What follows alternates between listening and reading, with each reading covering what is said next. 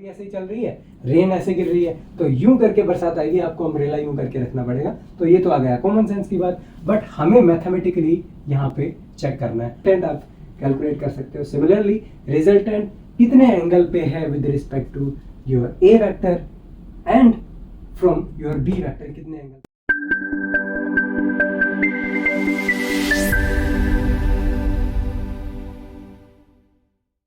Hello everyone, welcome to the YouTube channel. This is Deepak Marwal. पिछले कुछ videos में हमने आपका जो 4th चैप्टर है एनसीईआरटी का, मोशन इन ए प्लेन, उसको हमने काफ़ी डिटेल में डिस्कस किया। अब हम एनसीईआरटी की कुछ प्रॉब्लम्स को काफ़ी डिटेल में डिस्कस करेंगे। तो सबसे पहले हमारा फोकस रहेगा आपकी सॉल्व प्रॉब्लम्स के ऊपर, then we will move to the unsolved problems, right. So सबसे पहले हम मूव करते हैं आपके एग्जाम्पल 4.1 के ऊपर, और इसको हम सबसे पहले डिस्कस करते हैं, right. So this is your example 4.1। तो एग्जाम्पल में क्या कह रहा है कि rain is falling vertically with the speed of 35 metre per second, right. Speed दिया हुआ है रेन के गिरने का। उसके बाद क्या बोल रहा है कि wind start flowing after some time with the speed of 12 metre per second in east to west direction, right. तो एक पर्टिकुलर डायरेक्शन में फ्लो करने लग जाती है, राइट। तो मान लीजिए कि यहाँ पे अगर मैं डायरेक्शन लेता हूँ तो ये मान लीजिए ईस्ट टू वेस्ट आपकी डायरेक्शन हो जाती है, और रेन आपकी क्या है, इस डायरेक्शन में फॉल हो रही है। ये आपकी रेन यहाँ पे गिर रही है। तो रेन की दिया हुआ है 35 मीटर पर सेकेंड स्पीड, और यहाँ पे ये आपका विंड का स्पीड दिया हुआ है, और विंड का स्पीड है कितना, 12 मीटर पर सेकेंड। तो आप सबसे पहले आपको ये चेक कर लेना चाहिए कि जो भी यूनिट्स आपकी प्रॉब्लम से इन्वॉल्व हैं उनकी यूनिट्स आपकी क्या है, क्वांटिटीज की सेम रहे तो अच्छा रहता है, आपकी कैलकुलेशन में प्रॉब्लम नहीं आएगी, राइट। अदरवाइज सेम यूनिट्स में होनी चाहिए सारी क्वांटिटीज, राइट। उसके बाद क्वेश्चन क्या कहना चाह रहा है कि in which direction should a boy waiting at the bus stop should held his umbrella. किस डायरेक्शन में आपके छाते को आपको रखना पड़ेगा अगर आप स्टैंडिंग पोजीशन में हैं, राइट। तो यहाँ पे सबसे इंपॉर्टेंट चीज यहाँ पे आप एक नोटिस करना, नेक्स्ट आने वाले क्वेश्चंस में हम ये चेक करेंगे कि जब ऑब्जर्वर आपका मूव करता है देन उस केस में क्या होगा, राइट। तो वहां वो चीज आपको समझ में आएगी। फिलहाल के लिए आपको क्या समझना है कि यहाँ पे एक ऑब्जर्वर है, ये क्या है, रेस्ट में है। ये क्या है आपका ऑब्जर्वर, और इसने एक ले रखा है छाता, राइट। अगर बारिश यूं वर्टिकली गिरती तो छाता सीधा रहता, राइट। अगर ऐसी कंडीशन रहेगी तो आपका जो रेन की ड्रॉपलेट्स हैं वो इस डायरेक्शन में भी मूव करेंगे और इस डायरेक्शन में भी मूव करेंगे। तो इस डायरेक्शन में कितनी स्पीड में मूव करेंगे वो आपकी डिसाइडेड होगी विंड की स्पीड से, बिकॉज हवा के साथ आएंगे ना वो। और नीचे ये आपका रेन का स्पीड है ही, तो ये आपका क्या रहेगा, ये रेन का स्पीड रहेगा, राइट।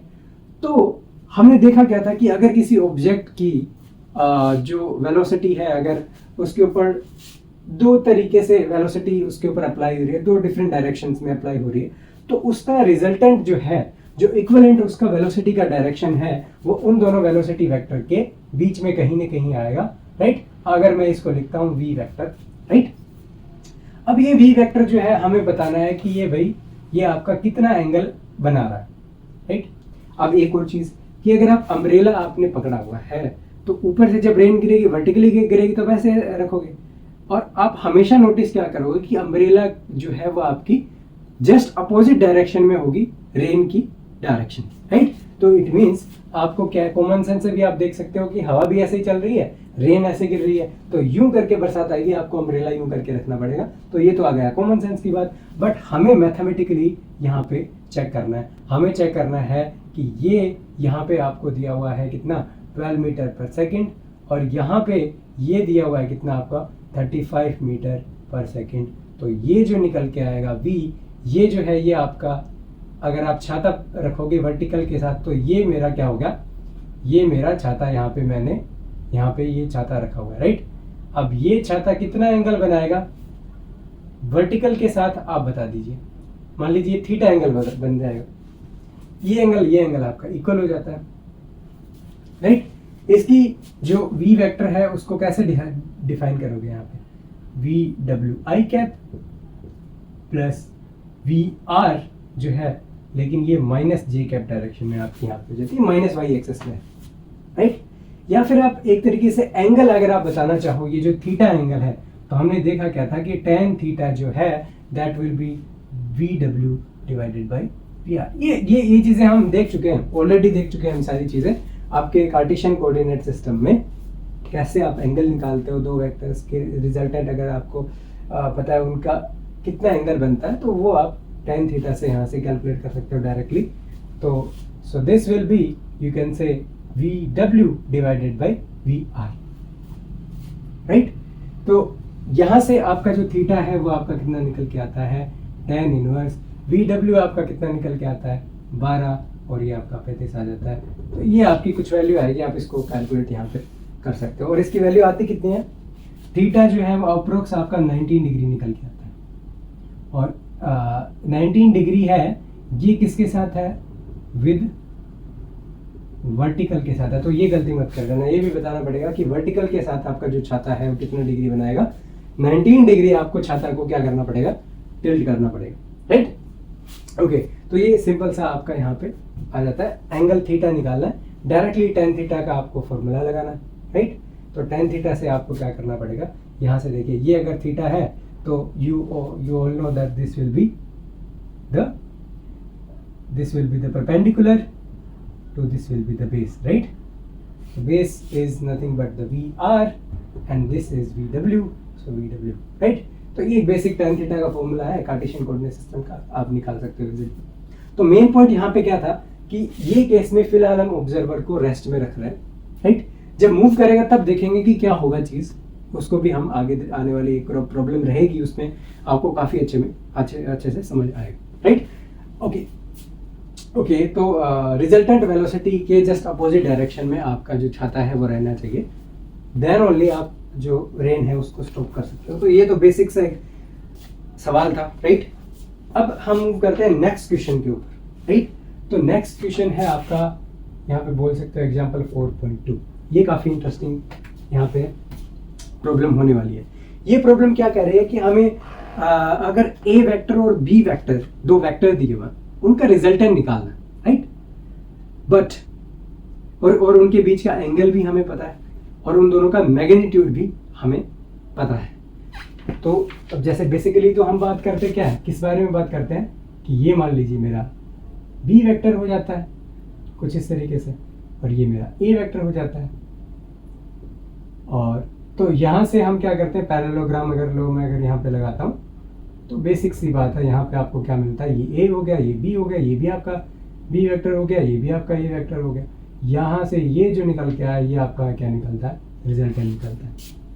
बट हमें बोला क्या गया है कि आपको A वेक्टर का जो मैग्नीट्यूड है वो पता है, B वेक्टर का जो मैग्नीट्यूड है वो पता है, और यहाँ पे एक थीटा एंगल है वो पता है। थीटा एंगल कौन सा है, इन दोनों के बीच का एंगल आपको क्या दिया हुआ है प्रॉब्लम में।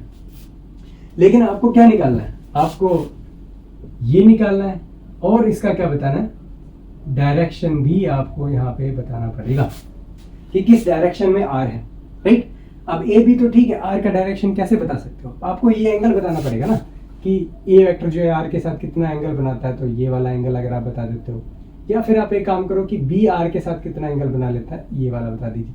तो इस एक बार के लिए मैं क्या कंसिडर कर रहा हूँ, ये वाला जो एंगल है इसको मैं अल्फा लिख रहा हूँ कि A कितना एंगल बनाता है रिजल्टेंट के साथ, वो आपका क्या है, यू कैन से angle of A and resultant, I am defining it by alpha. Similarly B and R, this will be defined by angle beta. तो ये आपका अल्फा हो जाता है, ये आपका बीटा हो जाता है, और ये आपका R वेक्टर यहाँ पे ये हो जाता है। तो हमें मैग्नीट्यूड निकालना है और डायरेक्शन निकालनी है। इट मीन्स अल्फा बीटा, अगर हमें थोड़ा आइडिया लग जाता है कि कितना एंगल बना रहे हैं रिजल्टेंट के साथ A वेक्टर B वेक्टर, तो थोड़ा अच्छा रहेगा, राइट। उससे डायरेक्शन भी आप बता सकते हो कि R वेक्टर जो रिजल्टेंट है उसकी क्या डायरेक्शन रहने वाली है, राइट।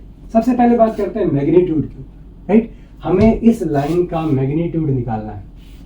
कैसे निकाल सकते हो, बेसिक सा एक रहता है ट्रिक आपका, क्या, पाइथागोरस थ्योरम आप लगा सकते हो। कैसे, मैंने यहाँ पे एक परपेंडिकुलर ये बना दिया, राइट। अब अगर मेरे को ये कंप्लीट डिस्टेंस अगर पता लग जाए और ये कंप्लीट डिस्टेंस पता लग जाए तो ये जो है वो मैं निकाल सकता हूँ, राइट। अब आप देखो ये वाला डिस्टेंस कितना हो जाएगा, यहाँ से लेके यहाँ तक का ये वाला जो डिस्टेंस है।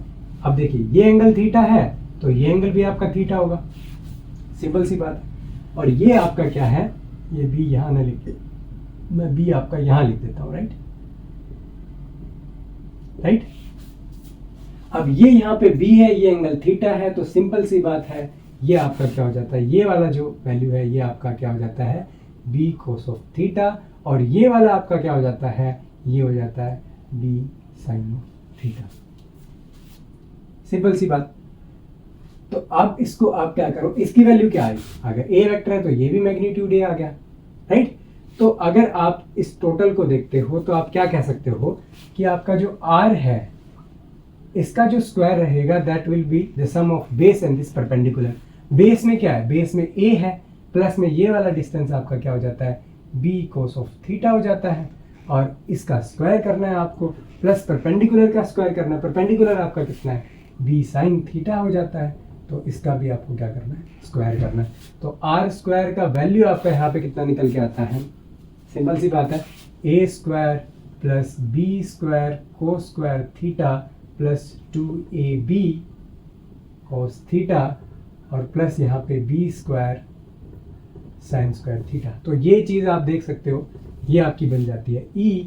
सो R will be equal to A square plus B square plus 2ab cos of theta.